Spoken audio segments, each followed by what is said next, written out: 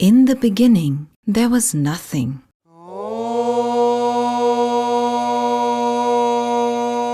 Pure potential, pure consciousness, pure mind. This was Purusha.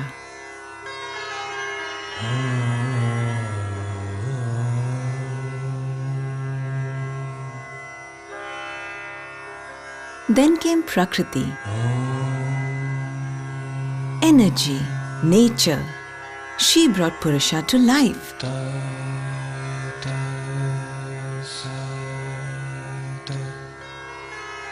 The entire universe came into being, and the earth came into being, the first animals. Then Purusha became Pashupati, lord of the beasts. He watched over the world with tenderness and realized that all creatures would suffer, endure pain and death. In compassion, he taught them the art of yoga. The first to hear this teaching was the snake Patanjali, and it was he who brought yoga to all mankind. They say that who heard him best was the serpent round his neck, Karkotaka, or Patanjali. And therefore Patanjali is visualized as a serpent because he sits next to Shiva and he heard every whisper and every breath. So he knows it better than others and he shared it with the world. Yoga is more than anything else, it's a practice, it's a discipline.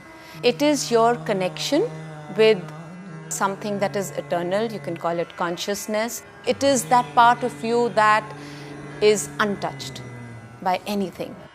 So yoga for me, as far as I understand, is to unite the body with the mind and taking body and mind together to be in par with the eternal evergreen state of this self. Today, yoga is practiced by millions of people around the world. From the studios and gyms of America to the halls of culture in China, yoga has become one of the world's favorite holistic health practices. But what really is yoga? Where did it come from? What does its practice do for your body and your mind? How did yoga spread around the world? Can yoga bring you into balance with your deepest self and nature? Indian thought has always celebrated imagination, which is mana, the mind. So we are called Manava, animals who can imagine. Yoga enables our imagination to celebrate and understand nature in her totality. That's the point of yoga.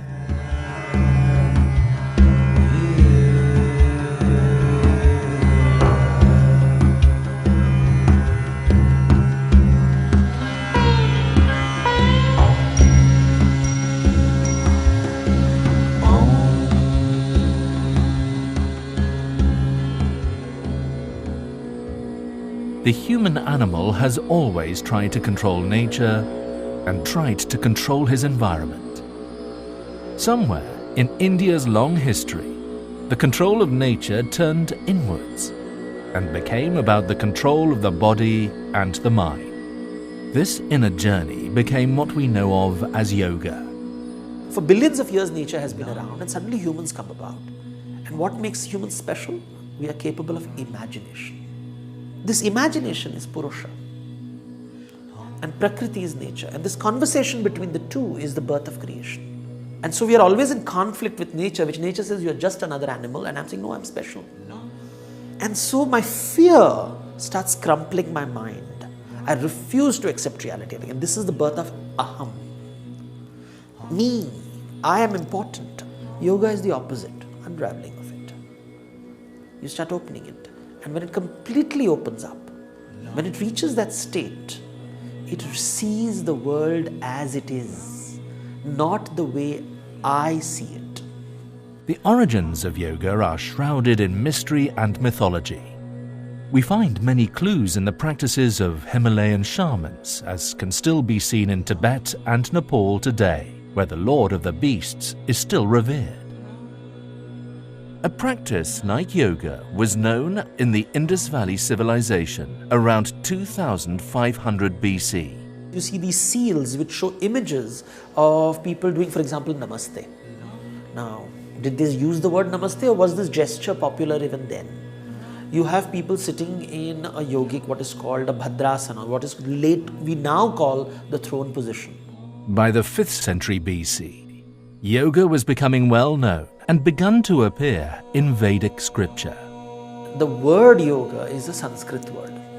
It comes from the root yuja, which basically means to bind, to align, to hold. So it's about falling in place at the right time, and everything works out for you, which is synthesis really. These techniques of mental control were becoming known to all religions and philosophies practiced at that time, including Buddhism and Jainism. By the 2nd century BC, yoga had evolved into an independent philosophy and practice, and was codified into a scripture known as the Yoga Sutras of Patanjali. Atha yoganushasanam yogaha chittavritti nirodhaha tada drishtuhu swarupe avasthanam. Visualize thousands and thousands of sages talking about this. One of them happens to know Sanskrit. One of them happens to be literate and is eager to write it down. So Patanjali's Yoga Sutra is one document. It's not the whole wisdom. It's written as a sutra. Sutra means a seed, which has to be put into your mind and into a plant, and it will transform into a plant. The purpose of yoga is to still the mind stuff and unite the basic human consciousness with its original state of complete consciousness, or purusha. It then goes on to say that the human being is made up of 5 layers or koshas that act in unison. The 5 koshas are layers. Energy, prana, which is the life force energy, moves between all of them and always keeps them connected. You talk of the sheaths. The Taittiriya Upanishad has a fascinating theory. They talk of the 5 sheaths, the Panchakosha, the Annamaya Kosha, which is our physical body, the Pranamaya Kosha, which is our astral body, the Manomaya Kosha, which is our mental body, the Vijnanamaya Kosha, which is our higher overmind, and finally the Anandamaya Kosha, the blissful sheath. So we have to cross over the bridge on the physiological body, from the physical body to mental body.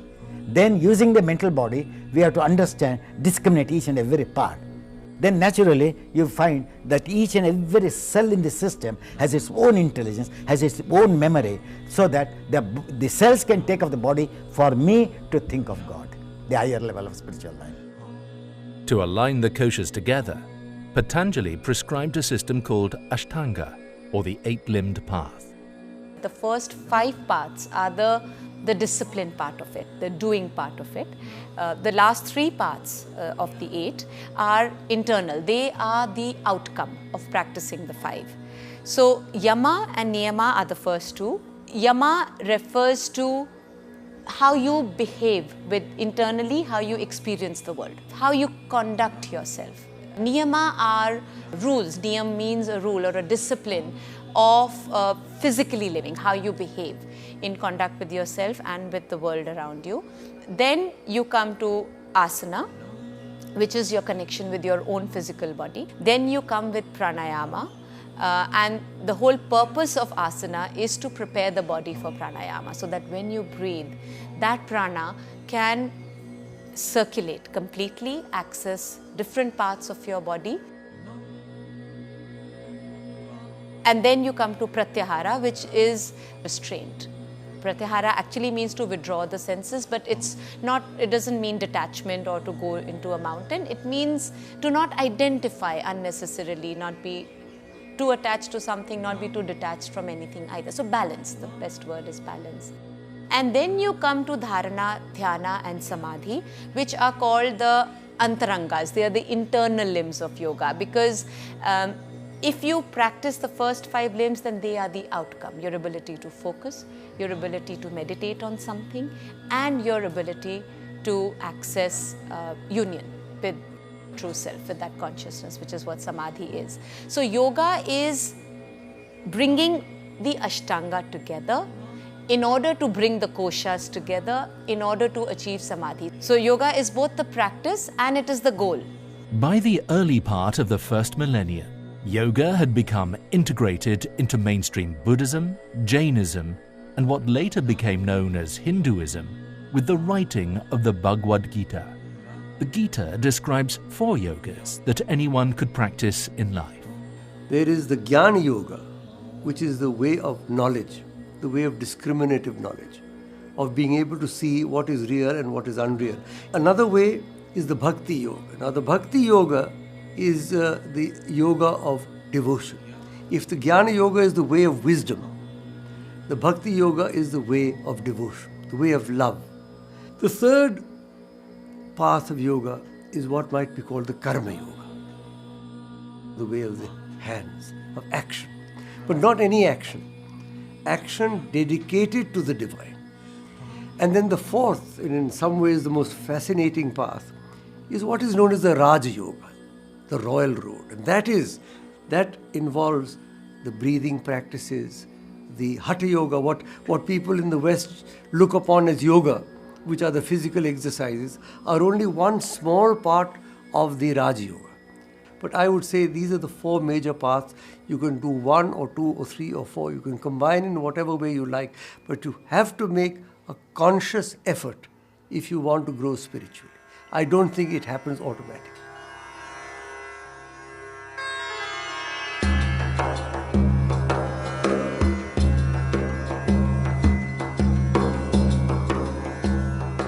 Once in Kailash, Shiva was teaching Parvati the secrets of yoga.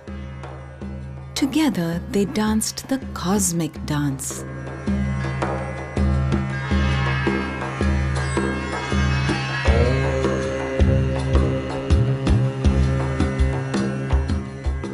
A fish who had swallowed a fisherman came upon them by chance and stopped to watch. As Shiva revealed the secrets of yoga to Parvati, the man inside the fish also listened carefully. When Shiva realized they were not alone, he was pleased and continued to teach the fish. He named the man Matsyendranath after the fish he was in. Shiva then sent him back to teach the world yoga. And this is how Hatha Yoga came into being. Now, why fish? Because fish is movement. It's not stillness. He comes to Kailash, which is stillness, and the fish, which is all about movement, tells the world. So Matsya as a means, it means life, it means movement, and he discovers the secret of stillness. He becomes the Nath. He shares it with the world. In the 12th century, a monastic group arose called the Naths that codified the practice of yoga into a training manual and methodology for monks called Hatha Yoga. Hatha Yoga has been misinterpreted, certainly to a very great extent, as physical yoga. But Hatha means willpower. So mind is considered as the king, therefore the word Raja Yoga came, control of mind. Whereas willpower is stronger than mind. Yogis were encouraged to become celibate and detach from the world. And over 84 asanas were developed to tune the yogi into a higher state of physical and mental consciousness. Very essence of yoga, yoga's chitta vritti nirodha. When the chitta vrittis of the chitta, or the waves of the thoughts or waves of the consciousness is restrained, there is stability. So while practicing the asanas in a spiritual line, even Patanjali says stability of the mind will come by the practice of asanas, because there is no other movement except that posture. By that, you experience the state of infinity. These postures were first detailed in the 15th century through a book called the Hatha Yoga Pradipika. What this did was move yoga away from the lives of ordinary people and into secret schools and systems across India. You see these two schools emerging. One which says yoga is about withdrawing from the world, withdrawing from Prakriti, rejecting Prakriti, and this whole notion of purification by not connecting with the world. So I isolate myself completely. And the other tradition, which is the Gorakh tradition, which is the tradition of yoga which is communicating with the world, talking to the world. By the time the British colonized India from the 18th century onwards, yogis were seen as eccentric, dangerous madmen who lived at the edge of society and could do all kinds of magic and contortions. Indian Maharajas and the British rulers would regularly organize whimsical demonstrations of yogis and magicians, and India became known as the exotic land of mystical and magical powers. When the Europeans came to India, they were surprised by the exotic. They wanted to understand this exotic creature called India. And that's when the 18th century, this exotic India manifests itself to satisfy the gaze of the master. By the end of the 19th century, the word yoga had started to become well known in Europe and America through the work of the Theosophists and the arrival of Swami Vivekananda. He taught Americans the ideas behind Raja Yoga, and his little book became a Bible to all spiritual seekers and mystics in that period.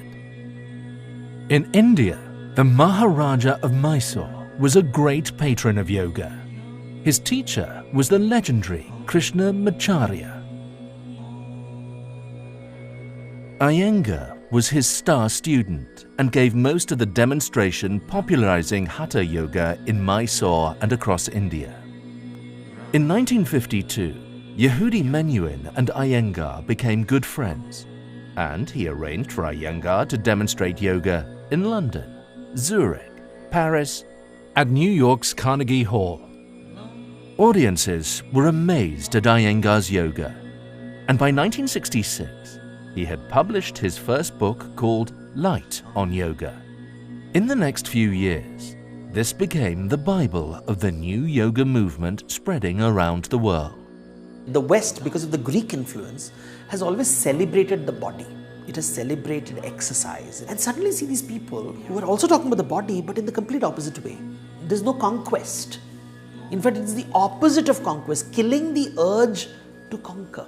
It just says, look inside. Calm down. Life is not so terrible. Sit down. Breathe. Your body has the answer. Your breath has the answer. Your mind has the answer. These are conversations that didn't happen before. And these executives are like, this is like manna from heaven. I'm very happy that yoga, which was forgotten entirely, now, like mushrooms, it has come everywhere. And at least they have made a beginning. And I am sure when a beginning has been made, after touching the gross, probably they settle in the subtlest as time goes by.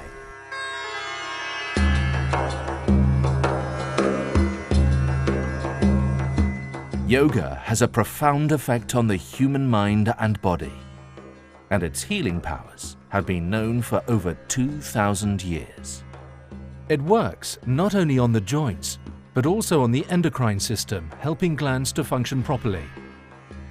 The effects on the brain are also well documented. Today, scientists at India's NIMHANS are exploring the science of yoga and its effect on the brain. This is one of the areas which have been recognized way back in the motto, that alternative medicine, what we call as an alternative medicine, to be part of neurosciences and mental health. Apart from that, we also have an advanced center for yoga, which is about 5 years old. We have examined the yoga effects on the brain using MRI. There are some areas of the brain which get better following yoga, and there are some situations wherein when chanting of Om happens, there are areas of the brain which are changed for the betterment of the individual. When you keep chanting Om or any other thing, you read Quran, you read the Bible. When you keep reading it loud, you start resonating in your ears. From the ears, the electrical activity comes down and then it starts ascending up. Okay? As it ascends up, it causes a calming of it. How yoga could help us in the management of patients, for example, in mental health disorders, what we talked about as the stress. The stress is one of the important area which is now causing a lot of problem in the global scenario. Yoga is seen as a valid complementary practice to traditional medicine and is being recommended by doctors in India and around the world. Mainstream medicine sends people to us for rehabilitation, for what they call stress, and therefore cannot put a finger on it beyond that, or even lifestyle diseases which don't have a cure really. So I think people want to choose yoga which gives them, they come and people will say that makes me feel good, that makes me feel calm. So yoga, without soma there is no psycho, without psycho there is no soma, they go together. If you ask the word very chitta vritti nirodha, chitta is in the body, body is a form of chitta, a gross form of chitta. So psychosomatic science was used by Patanjali long ago without using the word psychosomatic science. So this contact of the body, which is no skeletal body in contact with the circulatory system is connected to the nervous system. When the nervous system is connected, which is known as an indirect unconscious mind. So when the nerves are strengthened, positive brain comes to them, positive thinking will come.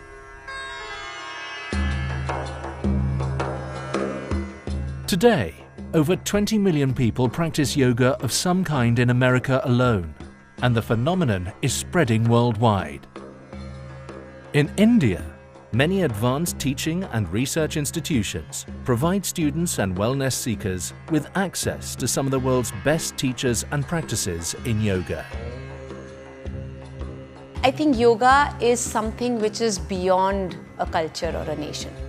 As a country with a very rich and one of the richest heritages in the world, it is our responsibility to nurture it.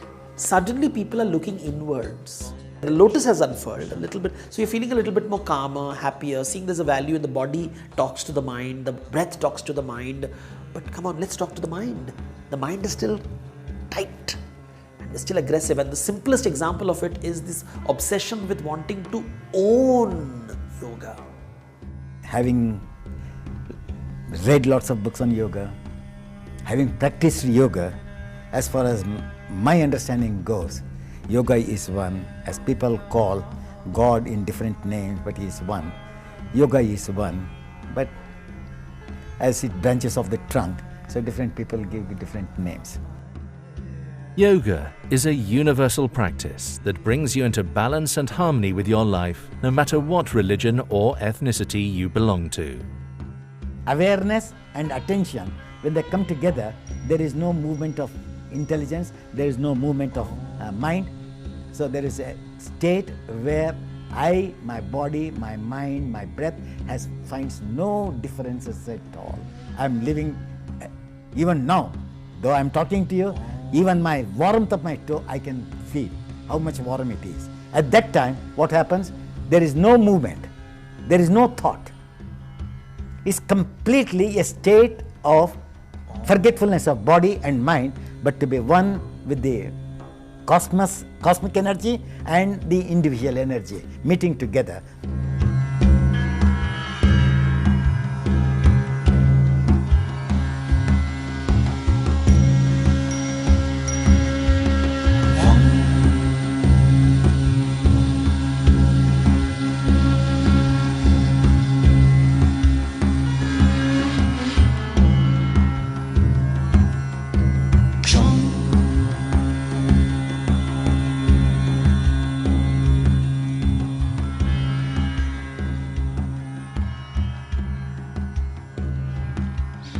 Shanti.